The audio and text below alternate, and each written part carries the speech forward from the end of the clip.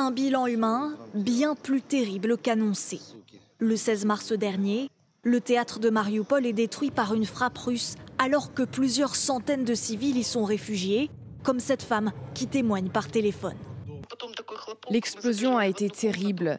Tout est devenu très confus. Je n'arrivais plus à distinguer les gens autour de moi à cause de la poussière. Mon mari est monté à l'étage pour voir ce qu'il se passait et il a commencé à crier. Il disait qu'il y avait des corps partout. Combien était-il exactement? Quelques heures après le drame, les autorités de la ville avancent un premier bilan qui fait état de 300 morts. Mais une nouvelle enquête d'Associated Press démontre que près de 600 personnes auraient été tuées dans l'explosion, soit le double du bilan annoncé.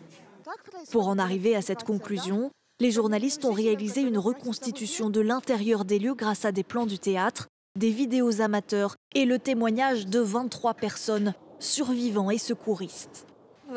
Tous ceux qui se trouvaient dans les étages supérieurs sont morts. Ce sont ceux qui se cachaient loin des fenêtres. Ils étaient dans les pièces du haut, au 2e et au 3e étage. C'est là qu'ils vivaient. Quand le missile a frappé, ils ont dû être tués sur le coup.